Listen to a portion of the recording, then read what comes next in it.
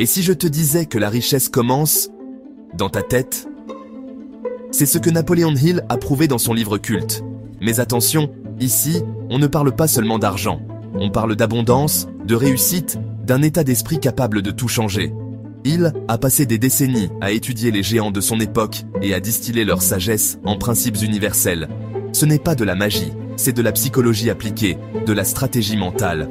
La richesse, sous toutes ses formes, commence véritablement avec une idée, une étincelle dans votre esprit. Le point de départ de toute réalisation, mes amis, n'est pas un simple souhait, une vague envie passagère. Non, c'est un désir ardent, une obsession positive, une fin qui vous pousse à agir. Napoleon Hill l'a martelé. Sans ce feu sacré, cette passion dévorante pour votre objectif, vous n'irez nulle part. Ce désir doit être si puissant qu'il éclipse tous les doutes, toutes les distractions, toutes les excuses. Commencez par définir avec une clarté absolue ce que vous voulez. Soyez spécifique.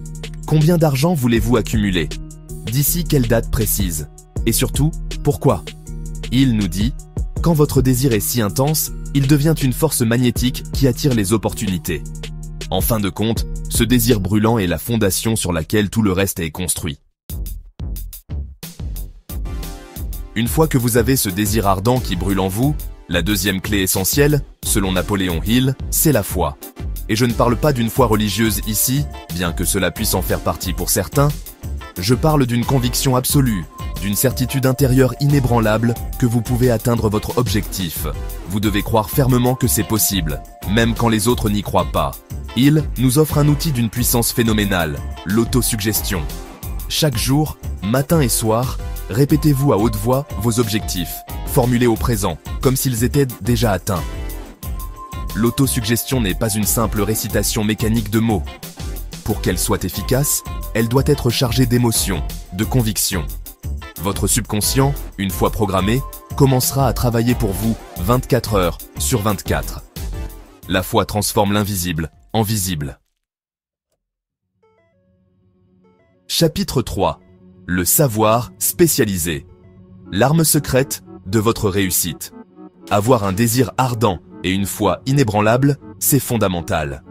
Mais pour transformer ces états intérieurs en résultats concrets, il vous faut un troisième ingrédient crucial, le savoir spécialisé. Ce qui compte vraiment, c'est le savoir spécialisé, la connaissance pointue et applicable directement liée à votre domaine d'activité. Pensez-y, un médecin généraliste a une vaste connaissance, mais un neurochirurgien possède un savoir spécialisé. Votre tâche est d'identifier précisément quel savoir spécialisé vous devez acquérir pour atteindre votre but. Une fois que vous avez identifié ce savoir crucial, l'étape suivante est de l'acquérir activement. Le savoir spécialisé n'est pas statique, il évolue. Le savoir spécialisé, appliqué avec intelligence et persévérance, est le levier qui vous permettra de soulever des montagnes. Chapitre 4. Le pouvoir du mastermind. S'unir pour conquérir. Vous avez votre désir ardent, votre foi est solide comme le roc, et vous êtes en train d'acquérir le savoir spécialisé nécessaire. Mais Napoleon Hill nous révèle un autre secret, une force multiplicatrice d'une puissance incroyable, le pouvoir du mastermind. Le mastermind, c'est l'alliance harmonieuse de deux esprits ou plus, travaillant ensemble vers un objectif commun. C'est une synergie où le tout devient exponentiellement plus grand que la somme de ses parties. Comment constituer un mastermind efficace? Choisissez des personnes qui partagent vos valeurs fondamentales et votre niveau d'engagement. Recherchez des individus positifs, orientés vers l'action et qui sont prêts à donner autant qu'à recevoir. Un mastermind bien choisi vous place dans un courant d'excellence, vous exposant à des niveaux de pensée et d'action supérieurs. Le pouvoir du mastermind est l'un des leviers les plus puissants que Napoleon Hill nous ait légués pour transformer nos rêves en réalité. Chapitre 5. La persistance, l'art de ne jamais abandonner. Nous arrivons maintenant à une qualité qui, selon Napoleon Hill, sépare de manière décisive ceux qui réussissent de ceux qui échouent, la persistance. Soyons clairs, sur le chemin de vos rêves, de vos ambitions les plus folles, vous allez rencontrer des obstacles. Vous allez faire face à des revers, des déceptions, des moments de doute intenses. La plupart des gens, face à l'adversité répétée, finissent par jeter l'éponge. Mais Hill nous le dit avec une force tranquille. Le seul vrai échec, c'est d'abandonner. La persistance n'est pas de l'entêtement aveugle. Elle implique d'apprendre de chaque échec, d'ajuster votre approche, de trouver de nouvelles stratégies, mais de ne jamais perdre de vue votre objectif final. Le succès, bien souvent, se cache juste derrière le point où la plupart des gens décident d'arrêter leurs efforts. Si vous persévérez, si vous refusez d'abandonner face à l'adversité, vous finirez par gagner.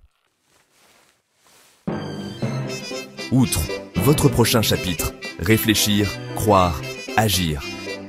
Nous avons exploré ensemble quelques-uns des trésors cachés dans de Napoleon Hill.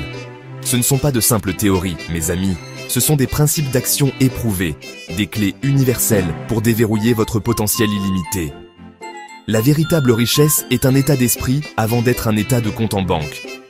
La question est, allez-vous les mettre en œuvre? Allez-vous prendre la décision aujourd'hui de devenir l'architecte conscient de votre destinée? Il est temps de briser ces chaînes intérieures et de libérer le géant qui sommeille en toi.